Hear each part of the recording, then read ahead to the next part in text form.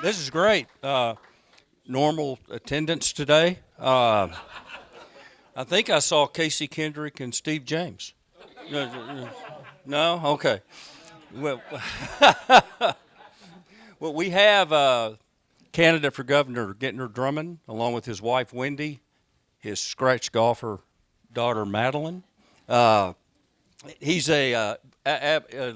checking this stuff out. He was born in Stillwater, graduated Hominy 1981, valedictorian. Oklahoma State, graduated December '84 at a degree in Ag Econ, and then went to the U.S. Air Force. For 8 years, flew the first combat mission on Operation Desert Storm. After that, worked for then Senator David Boren, Georgetown law degree, doing that also. Since then, he's come back to Oklahoma, opened a law firm with his wife Wendy, and then little small nugget, elected Attorney General in November 2022. And in addition to that, he is an Eagle Scout and the principal owner of Blue Sky Bank. So, Gentner, thanks for coming.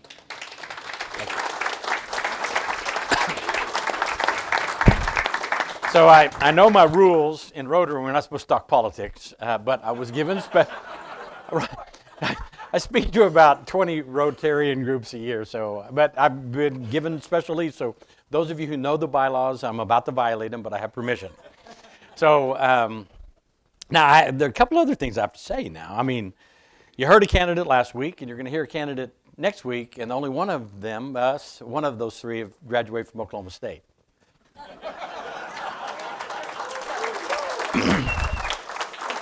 And I mean, am I in my hometown if I'm born here? I mean, come on. So I want to make a few remarks. So many of you I know, I've spoken to this group 3 times in the last 8 years, and very honored to be back. So thank you. And thank you for giving me the liberty to talk a little bit about the race. It's an important decision to make for the Republicans in the room, August 25, for the independents and Democrats, God love you. You have absolutely no voice. You have no voice in the state of Oklahoma because the decision for governor will be made in August. So, Chris gave the demographics of me. What's interesting, my maternal grandfather, Burl Killian, many of you with gray in your hair will remember Burl. He was a regent, and he and Caroline are my grandparents. When I was 14 years old, he sat me down out in the Osage where I was living and grew up. On our cattle ranch. He said, "You're the oldest of 65 in your generation. I want you to make me 2 promises.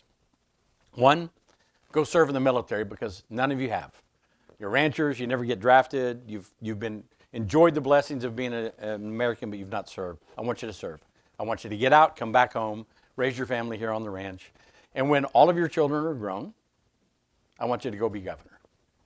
Now, that was a pretty bold statement for a grandfather to say to his 14-year-old son, but I will tell you that was a promise I made 48 years ago, and that has been my life direction. I served those 8 years in the military. It was the best experience of my life. It was wonderful being a fighter pilot. My oldest son, Madeline's older brother, is a fighter pilot to this day, fought in Iraq, Afghanistan. So we've got that heritage established. Very lucky to study law and come back and open up a practice in the Tulsa market and Pawhuska market. And we've been richly blessed. Bought a little bitty bank in Pawhuska in 2003, and now it's a big bank in 17 communities to include here. James runs our operation in the Stillwater market, and he's a great asset to Blue Sky Bank. And so now it's big. It's in 17 communities. Bought a little retail wireless, and now it's in 9 states, title and abstract companies in 3 states. I say this to say this, make this point. My annual payroll for my employees is $35 million. I have over 500 employees. I would be a legitimate businessman. You heard last week about a wealth management company. We have one of equal size owned by Blue Sky Bank. So I know a little bit about finance. Now, when I ran for Attorney General, I was greatly blessed to win in 22, but I ran in 18. And I visited with you, but I didn't visit with you persuasively enough. I lost in the August runoff by 271 votes. So that's important that I be here and have you see me and measure me for who I am. 22, well, actually, I lost in 2018 by those 271. That man I beat resigned the governor, our current governor, said, hey, Gentner, I'd like to give you this appointment. I only have one condition, that you obey me. And I said, that doesn't really work for me, Kev. So he picked O'Connor, and then I ran against O'Connor and beat him. And the governor hates that decision. So I support our governor. I want him to be successful. I only sue him when he's wrong. And we've had the most spectacular relationship. He endorsed the guy you heard from last week. If I get the nomination, I'm the Republican nominee, he will endorse the Democrat. He has no interest in me being governor, and that should tell you everything you need to know. When I took my oath of office, we had 12,000 marijuana grow facilities in the state of Oklahoma. Something changed. I became the Attorney General. I formed an organized crime task force. I recruited the very best from DEA, FBI, Homeland Security, sheriff's departments, police departments, populated an organized crime task force, and we took the battle to organized crime. We have shut down over 10,600 illegal marijuana grow facilities. That is billions of dollars of black market marijuana off the streets, thousands of pounds of fentanyl, liberated scores of women in the sex trafficking area, shut down underground casinos, and liberated men that are in the human trafficking area. With President Trump in the White House, we now have embedded with us every day ICE. So we don't hang out, ICE doesn't hang out in Stillwater shopping malls and grade schools to harass people that don't look like they're from Europe. They're with me. And when we go in and take down an illegal grow, be it a cartel from Mexico or Bulgaria or China, they're there to take those people and deport them. We are the 5th highest state in deportations, and not once have we harassed somebody who's not breaking the law. And that's something to be proud about. So we do the right thing regardless of the cost, and we're delivering on that. You've also witnessed me suing out-of-state corporations, State Farm, Allstate. Now, the agents in the room, we love you, you're great. Your corporate office has a policy to hurt Oklahomans. We pay twice the national average in home insurance, and we get 1/2 the national average in claims payment. Now, I'm not a really smart guy, but that's not right. And so I'm taking them on, and they don't want me to be governor. They're spending a lot of money against me. When the insurance commissioner couldn't handle the enforcement of pharmacy benefit managers, the legislature gave it to me. Why? Because I get things done. And we have now protected the pharmacists of Oklahoma because the PBMs are designed to destroy anybody that doesn't work for their line of work, right? CVS Caremark, all these verticals, but we're holding them accountable. We've received over $53 million in recoveries this year. We have about $250 million on the plate to receive before I get out of office. So I say this to say, we take on out-of-state corporations that injure your home, your paycheck, and your future. And that's the role of the Attorney General. Now I'm pivoting to run for governor. When I ran for Attorney General, I made promises and I've delivered. I'm running for governor, I'm going to make you promises and I will deliver. You have an opportunity to choose the leader of the state for the next 8 years. Choose wisely. You're going to have comparisons. One today, every other morning I run 1.5 miles to 2, and the every other to that I lift 20,000 pounds. I'm the same age as the other candidate. One of us is fit and strong and has stamina, one is not. This job takes a lot of energy. We started this morning at 7 o'clock in front of a group. We went to another group, did an interview. We're here. We're going to go to Perry. We're going to go to Tulsa. We're around the state. I'm still doing my day job in the backseat of a Suburban with these good-looking stepsons of mine driving me and protecting me. Sorry, they're not really my stepsons. We just treat them like family. So the things that I see as most impactful to Oklahoma are these 5. We have to have a governor who owns education. We can talk about it, we can hope about it, we can pray about it. You got to have somebody who owns it. And it starts this way. If you talk to a teacher, kindergarten, first or second, third grader, they go, these children come in undisciplined, unprepared, and malnourished. Now, not to the children of this audience, but 60% of our young people are in inadequate daycare or with a family member who puts them in front of a screen, doesn't nourish them, and doesn't institutionalize them to sit in a classroom. Quality daycare would help those 60% of our households. And right now, you have to be at or below the federal poverty level to be eligible for any kind of help from the state of Oklahoma. New Mexico is an example. Theirs is 4 times the federal poverty level, and they've had great results. Last year, they took the lid off of it because they are getting children who are fed, stimulated, and disciplined entering kindergarten so the teacher can teach, right? So we need that, and we need reading assistance in the classroom, and we need to look at the end of their careers in public education with integration in awareness to the career techs. And you've got a great career tech out here on the west side of town. The next time you drop into a coffee shop, ask your barista what her Bachelor of Arts is in. Because that's what's happening, right? People that should be plumbers, pipe fitters, welders, electricians, CDL drivers, nurse assistants, hygienists are not. We are 50,000 short. Education, 2-year-old to 19-year-old, making them aware in the career tech, not every child needs to wear orange, right? Not every child needs to go to Oklahoma State. We need a bunch of the trades, and we don't have them. That doesn't mean the welder doesn't go on and get his engineering degree, but we need to emphasize the trades, and that is a policy of education. Healthcare and mental health, we're 48th and 46th in the United States. You know how we got there? We have a governor who appoints people to run these agencies who are not qualified clinicians or administrators. And we lower the funding every year as though healthcare and mental health are going to disappear. You and I know that's wrong-headed. We have exigent problems in healthcare. Clay Bullard resigned yesterday. He called me before he resigned. He said, he's the healthcare authority, executive director. He said, we're going to show up $150 million short before you take office, Gentner. And I'm not going to get that hung around me. I'm resigning. So the governor's going to run for president. And this is going to be his platform. Look what I did in Oklahoma. I took us from high spending to low spending.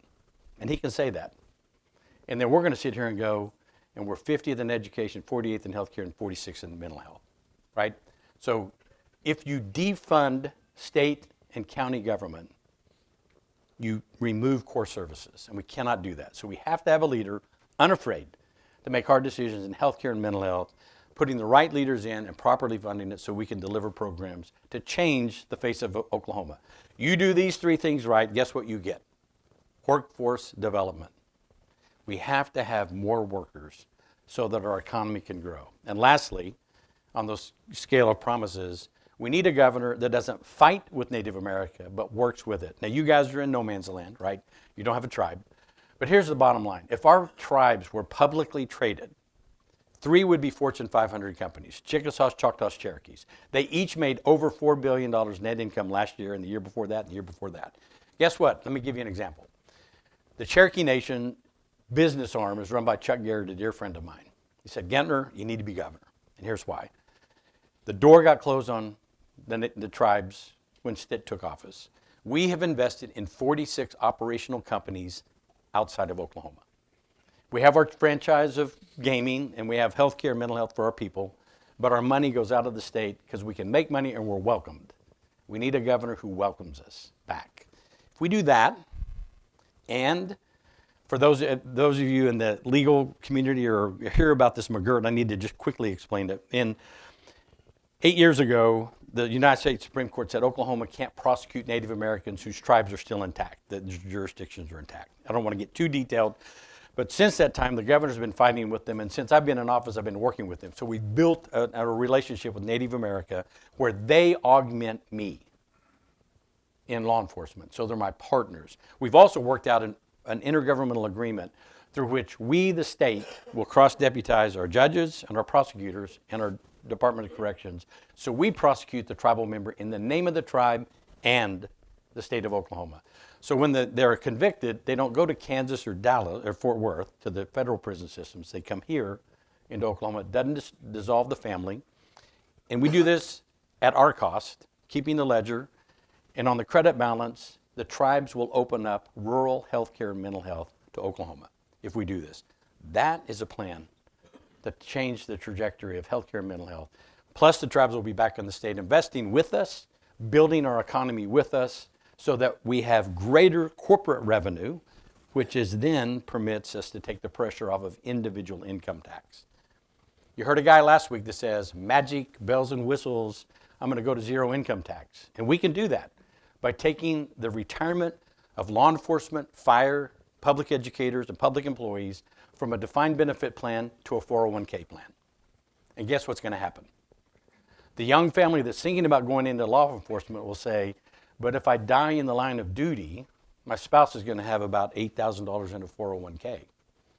But if I have a defined benefit plan and I give my life for my state, she'll have my retirement for her life. That's how we recruit into state government. That's how we recruit quality teachers. That's how we recruit public employees. So this plan of destroying the state, you can accept and you will regret. Or you can hire a leader that is unafraid to make hard decisions. Let me make you two promises. You will not agree with me 100% of the time. You will not agree with me 100% of the time. But you will be able to trust me 100% of the time. My yes is yes, my no is no. If I have an answer, I'll give it. I won't dance it. If I don't have an answer, I'm going to tell you I don't have an answer. I'm not informed, but I will get informed. What you've watched in me as Attorney General is I put men and women around me that they are very best in class. We define our objectives, I empower them, and I hold them accountable. And what you have seen is a beautiful harmony of public service out of the Attorney General's office. I will take that to scale as your governor. I ask for your vote. With that, I'm going to be quiet and answer questions.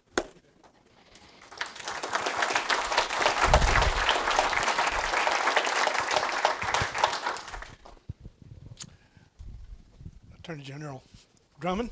Yes, sir. I have both a thank you and a praise for you, and also an apology here this morning. You indicated what you've taken on outside industries that's been a detriment to Oklahoma. I want you to know how very pleased I am to seeing that you have taken on the poultry industry of keep them from polluting our streams in Oklahoma. You're just trying to get me in trouble, aren't you? But my apology is to you, being part of the beef producers industry in here. I apologize that they served you chicken today instead of beef. Let me comment on the poultry. I'm going to comment on the poultry litigation just to make it clear. 21 years ago, Drew Edmondson took on the out-of-state poultry integrators, the Tysons, the Carsons, the Cargills. And it was a long trial in front of federal judge Greg Frizzell, one of my dearest and closest friends. I get elected, and I haven't gotten sworn in, and Frizzell calls and says, Gentner, congratulations, I'm going to give you the poultry judgment. I'm like, Greg, don't do that to me. It's going to just create all sorts of friction in the ag community. And he goes, I didn't trust Pruitt, I didn't trust Hunter, and I didn't trust O'Connor. I trust you. You will do the right thing. He did. For 3.5 years, I've been negotiating with poultry, and there are 40 billboards in the counties of eastern Oklahoma that says Drummond is the Antichrist, anybody but Drummond, right? I mean, they hate me. We finally landed the plane last week where it took a lot of creativity, but we have an agreement through which they are going to remove poultry waste from any water, any nutrient-sensitive body of water in Oklahoma. So they're not going to take it from eastern Oklahoma and take it to a sensitive place here and drop it here. Now, we need it in the west, and we need it in the panhandle of Texas, so that's where they're going to take it. But they're going to go from 100% poultry application in the east to 20% poultry application in the east. And you know what? Mother Nature can take care of that 20%. That'll be okay. So we'll get there. And the cattlemen endorsed me, and then the poultry judgment came down, and ag all rallied, and they unendorsed me, and it hurt. It hurt. It hurt my feelings. We run several thousand head of cattle in Osage County, but I'll get over it. And the ranchers and the poultry producers will vote for me, and we'll get through there. Yes, sir. Another question. What is your position on data centers and projects like aluminum smelt in Inola? That's a fair question. Two very different things. Let's talk about the data centers first. They are here. and they are coming. Now, what do we do with them? I oversee the I'm the regulator of the utility, the public utilities, OG&E, PSO, ONG, right? The big ones that have franchises, that have monopolies. And I noticed they kept applying for more power, more power. I'm like, hold it, our population is not growing. So what's the source? Well, data centers and crypto centers. I'm like, okay, you want us, the ratepayer, to underwrite this new construction for Google. No, that's not going to happen under my watch. We're going to apply a large load tariff, and Google is going to pay for its power, and we'll welcome them with open arms. So now, Indiana has been doing this for the last 5 years, and so this year is the first year that utility rates for consumers went down. Why? They had so much power underwritten by the big data centers that the fixed costs are spread. The pie is from here to here, and now the fixed cost for the ratepayer is going down. So we got to make data centers pay for their power. Secondly, they use a lot of water. They either need to adopt new technology or adopt the recycling or use our down well salt water in their facilities. Those three are available, and I'm holding them accountable to that. And then lastly, county commissioners and city councilors cannot waive taxes. You cannot waive taxes. A data center is going into Adair County. That's way over on the east coast, right? East side of our state. Stillwell is the city. When that data center is completed and it pays property taxes, the property tax intake for Adair County will double. Think of what that does for their schools, their roads and bridges, and their law enforcement. So as long as they pay for their power, conserve their water, and pay their taxes, we win. Aluminum smelter, we lose. I don't care how you cut that pie, we lose. February 12th, the Inola smelter, Century Aluminum, filed its application with the state. I read it. And it talked about air. It didn't talk about water and it didn't talk about solid waste. Air, they say we're going to produce 425 tons of particulate a year, and we need to get rated for that. 425 tons. The EPA says anything over 10 tons is a hazard. 10, 425. I'm like, wow, I need to see what they say in their final application because surely they don't expect us to accept 425 tons of particulate. They filed the final application on May 18. I read it. Didn't talk about water, didn't talk about solid waste, and didn't talk about anything other than, yes, we're going to do it, and yes, you're going to grant us an exception. I sued them. Say, no. For these reasons. One, it's 350 acres on the Verdigris River, within 3 miles of Inola and Inola's public school, within 5 miles of 240 residents of Inola.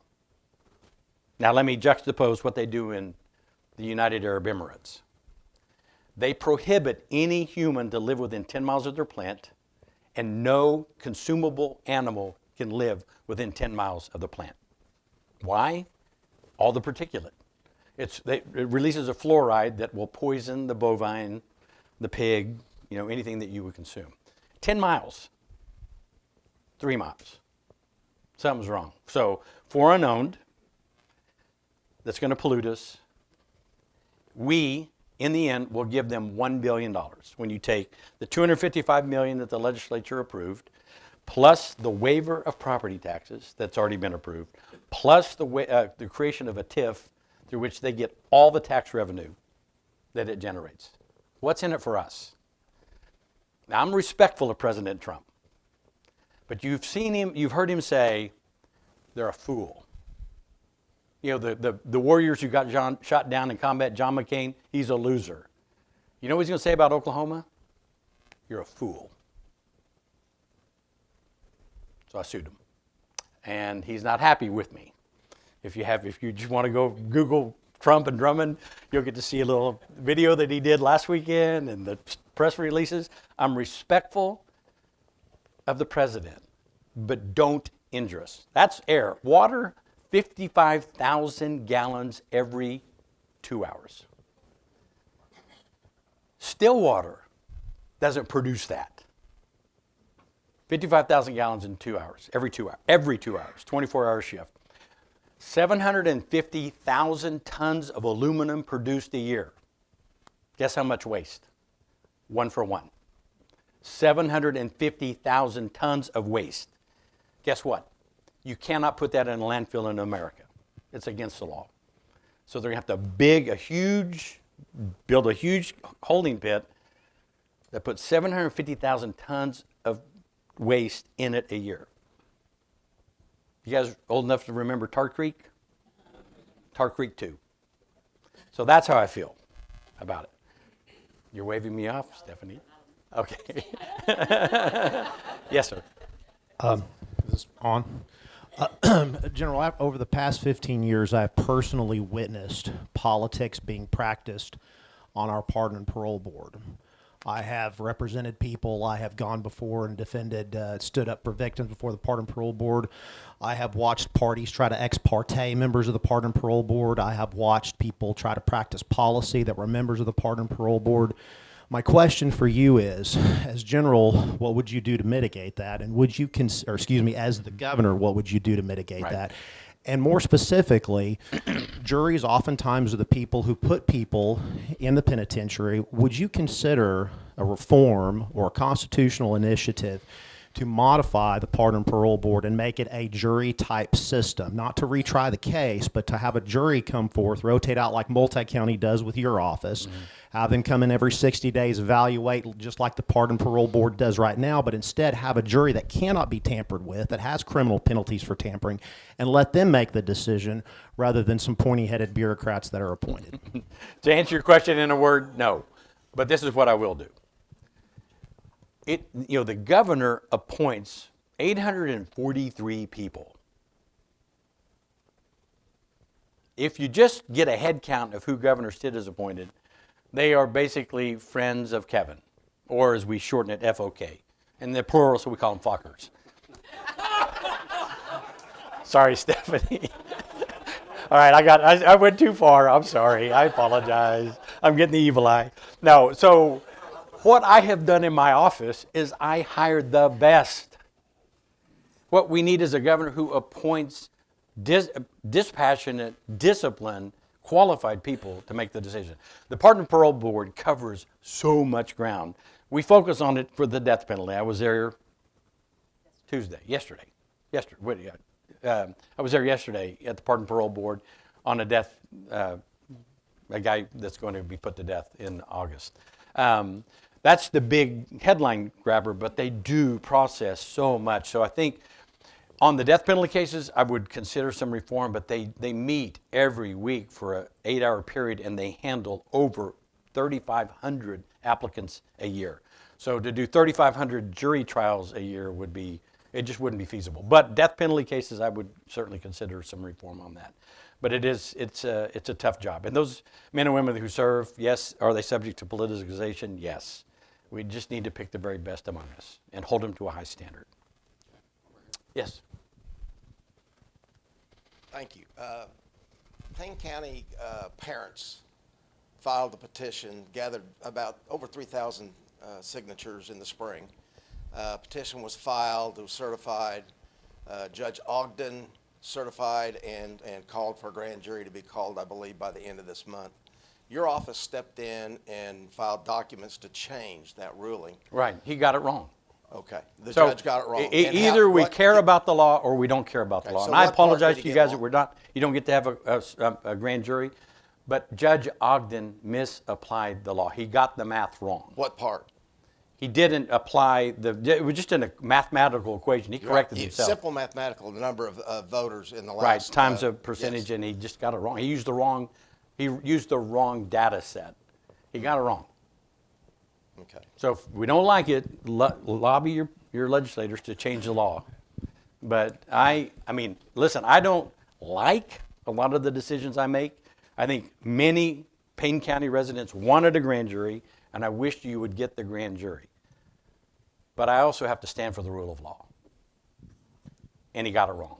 And I called him out, and he said, you know what? And he called me. He said, damn, I got it wrong. I go, yeah, sorry. I mean, you got it wrong. So he redid the math, and it disqualified. So it didn't. You just didn't get enough signatures. Yes. A.G. Drummond, thank you for being here today. You bet. I got to tell you right off the bat, you're way ahead of the other guy because you made healthcare one of your top 5 priorities. I appreciate that. My question is about healthcare. The big, beautiful bill is dramatically negatively impacting the revenue of healthcare organizations, hospitals in particular. Where Stillwater Medical is concerned, it's projected to be about $110 million negative impact over a 10-year period. Yes. Very recently, OHCA came out and proposed another $218 million cut to Oklahoma hospitals. It's incredibly destabilizing for smaller rural hospitals. It's absolutely going to strongly impact Stillwater Medical. What can you do as governor to help stabilize the situation and make it so that we can continue to provide quality care for those people that we love and that are part of our community? But it's not just Stillwater, it's every small town in Oklahoma. Let me unpack this, because this is important. Let's unpack it. First of all, we have 40 counties in the state of Oklahoma that are maternity deserts. 40 counties that are maternity deserts, meaning the poor pregnant woman has to drive 45 to 70 miles for care. That's wrong. If nothing changes, we will lose 30 of our 90 rural hospitals in the next 5 years. That's wrong. Hominy, my home, lost its hospital in 1991. Guess when the last time we had a net migration to Hominy? 1991. Right? People don't move into a community that doesn't provide health care. Right? So we've changed out coaches and teachers, but that's it. Right? We have not grown because we don't have a hospital. So we have to protect our hospitals. We have to protect our people. And we have to do the right thing. So I've talked to every one of our federal delegates and said, I get it. The president made this a big deal. You understand it's going to cost Oklahoma $9 billion over the next 10 years. Yeah, we'll change it before the election, don't worry. Seriously. They gave him his win under the guise of Medicaid fraud, and we have Medicaid fraud, there's no question about that, but not to this draconian sense. So we have to do something at a federal level, but at a state level, we cannot continue to defund health care. Right? The rich people can go to Dallas and get their care, right? The other 95% of Oklahomans need good quality health care in the state. I'm committed to that end. We will have to spend money. The announcement, Clay Bullard called me yesterday morning and said, I'm out. We're going to lose. We're going to be $150 million short. I'm not going to get hung with that. We have to fund health care. To fund health care, we have to have a robust economy. We can't cut income taxes to zero and hope to have hospitals, mental health clinics, or schools. I could lie to you and say, let's do that, and you go, wow, we like him, no income tax. And then I wouldn't be able to deliver. And I will tell you this, and Wendy, wave your hand, Wendy's my bride. I made a commitment to her and Madeline and her other 5 siblings that we will do the right thing regardless of the cost. We will not compromise our integrity. So I know the gentleman with the multi-county grand jury wanted an answer that I couldn't give him. I know that you want me to wave a magic wand that I can work with you on, but it takes serious people hiring excellent clinicians and administrators to run healthcare and mental health. And I will tell you, if we have any managed care people in the room, I apologize. Cancel the damn contracts. We are paying out-of-state companies 15% of every federal dollar to manage our health care. So if you're a provider, under our former system, 8 years ago, our healthcare authority was ranked 3rd in the nation. Now it's stripped. Everything's been taken out of it. And we are one of the worst healthcare systems in the United States. We've got to put it back in Oklahoma. So if you're a provider and you submitted a Medicaid reimbursement to a healthcare authority 8 years ago, you were paid within 5 business days. Today, 45 if you're lucky. 45 if you're lucky. Now, I own a bank. You give me $50 million overnight, I make a ton of money. You let me sit on it for 45 to 60 days, that's stupid rich. right? That's what they're doing to us. The managed care organizations are sitting on federally reimbursed money for 45 days and then trickling it out to our providers, and they're killing our providers. We just had an overdraft on your customer last night. I watched the dashboard of my bank to keep these guys honest. But his Medicaid payment wasn't made. I mean, they didn't reimburse him, and so he's overdraft $180,000. So that's to answer your question. We have to have, this is serious business. Or we'll go to zero income tax. Wave a one. Don't vote for that guy. All right, yeah. Yes, ma'am. Thank you so much for being here today. I like hearing from you in person. It helps.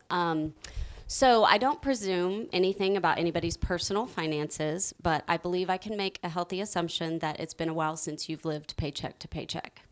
So if elected governor, what can you do to ensure that all of the Oklahomans, a vast number, are heard, their concerns are heard by your office, and you take that into consideration as you're making decisions for the improvement of our state?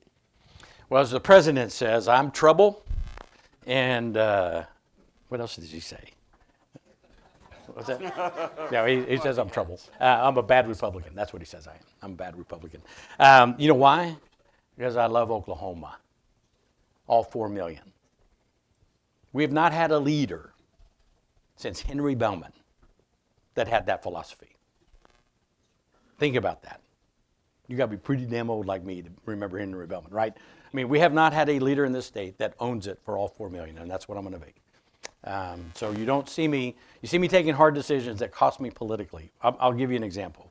Other than the pharmacy benefit managers and Allstate and State Farm, but when our statewide charter school board said, hey, we authorize a religious organization to be a public school, we'll fund it, and you teach Catholicism, and that's awesome. And everybody said, great, rah, rah, rah.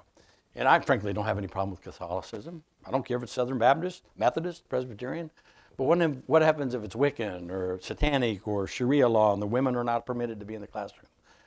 I took on that case. It was called St. Isidore. I took it all the way up to the United States Supreme Court, and I won. After I won, Clifford Gross sat down and said, you will never be governor. They spent $5 million against me in the primary. They'll spend whatever, they say, they'll spend whatever it takes for me not to be your governor. Why? Because out-of-state companies want to control who your governor is. And I want Oklahomans to pick who your governor is. We have room, 5 minutes, another quick. More than that? Yes, sir. How can you convince Oklahomans to quit voting against their best interest? I'm trying to give them a compelling reason, but you are right. You are right. We have many people in Oklahoma that vote for something shiny and flashy, and it ends up hurting them. And that's why I'm on the stump, to give you an alternative. Yes. I want to thank you for being here today. I'm going to throw you 2 softballs.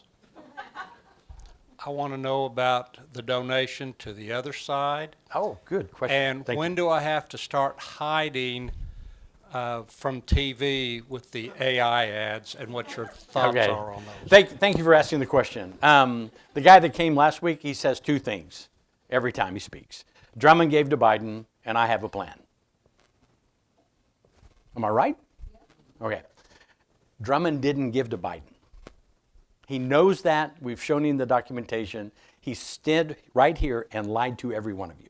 Now, my beloved Wendy got really irritated at Donald J. Trump one afternoon whenever he made some pejorative remark about a woman. She reacted, got online, made a donation. It was linked to her pay whatever, Apple Pay, which is linked to our joint credit card. And it said, thank you, Gentner Drummond, for that $1,000 donation. Wendy immediately canceled it. I came home that night, and I thought, oh, my God, she's leaving me. She was like, she was distraught. And it was like I was waiting for her to say, I found another, and I'm out of here. And she said, well, I gave money to Biden. I said, I don't care if you give money to Biden. That doesn't bother me. She goes, but it came back in your name. I go, that's a problem. So that's all he's got. Honest to goodness. So have I given to Democrats? Yes. Calvin Anthony, whose funeral is in an hour and 5 minutes, I gave to Calvin. He was a Democrat. Who in this room doesn't love Calvin Anthony? All right, I gave to a Democrat. I gave to Dan Boren, dear friend. I've given to probably a dozen Democrats. I've given about $500,000 to Republicans. I gave $75,000 to Donald Trump. I should have given it to Roger Stone.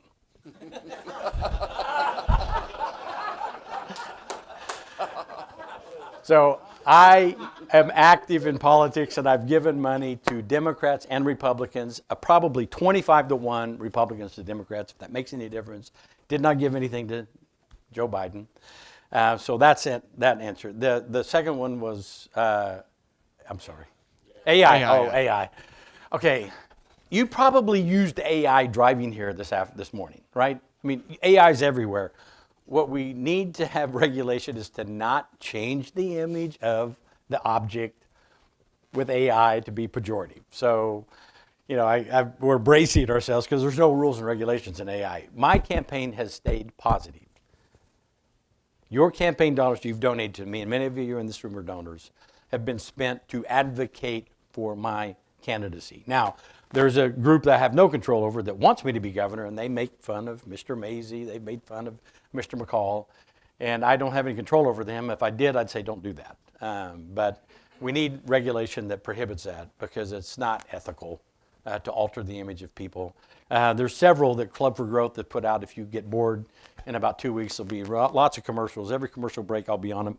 I'll be, you know, doing all sorts of crazy, funky things in my AI body. But here I am in the flesh. So you measure the man for what you see. Yes. Last week we heard a lot about executive orders. How Okay. do you feel about executive orders? It is the craziest damn thing to hear. All right, so I'm a lawyer. I know it's a disability. So when we go in and we bust a marijuana grow, 100% of the time, we take all their tools, trade, guns, cars, and we file an action with our beloved judges for civil asset forfeiture on those items to include the real estate. And our judges actually make me prove that the owner of the land is involved in an illegal activity. Most of the illegal land owned in Oklahoma, about 100,000 acres, is by Chinese. And they are very, very sophisticated. So they have layers of LLCs. It takes a lot of litigation to get to the bottom of who's the pink body that actually owns the land, and was he or her, or he or she, involved in illegal activity. It's very hard. We have several tracts of land going through auction today that were taken from Chinese illegal syndicated crime organizations. You do not want a governor, number one, it wouldn't be permissible at law, but for me to become governor and say, okay, everybody who owns land and you are Chinese descent, I'm taking it back. Because what's going to keep us from having a governor someday that says, everybody that owns land that is from European descent, I'm taking it back? You can't do that. So all this executive order stuff is BS. It's not permissible. Now, does it make the uninformed or the ill-informed want to vote for them? Yeah. That's why this is a horse race. If you want zero taxes, zero property taxes, nothing to, the government burned down, and somebody actually acting like he's an autocrat, I'm probably not your candidate. We have to be governed by the rule of law. One more question, and then I've got to go to a Perry event. Yes, ma'am. I don't have a question. I want to thank you for being here. But you started telling who your grandparents were. I knew both of them. They're good people. Fine people. Thank you very much. And now Wendy and I are the grandparents of 7, and we have an 8th on the way. And I got to tell you, that's a compelling reason for us to give up the next 8 years to serve you as governor. I am asking you respectfully for your vote on August 25. If you're a Democrat or an independent, find 10 of your friends that are Republican and get them to the poll. It will be a very close race. Mr. Mazie has the endorsement of the president and the governor. I have the endorsement of Fraternal Order of Police, all fire organizations, teachers organizations, hospitals, doctors, nurses, nurse practitioners, nurse anesthetists, Barry Switzer. I need to get... It works. It works at Norman. So, I mean, I've got the endorsement of Oklahomans. Every fire law educator, public employee, any group other than cattle have endorsed me. So you got to listen to the locals. And about 40 representatives and senators, maybe 50 by the time it's done, will be rolling out with video clips for me. They all know who they want to have serve as be their partner. And I hope you agree. Thank you so much.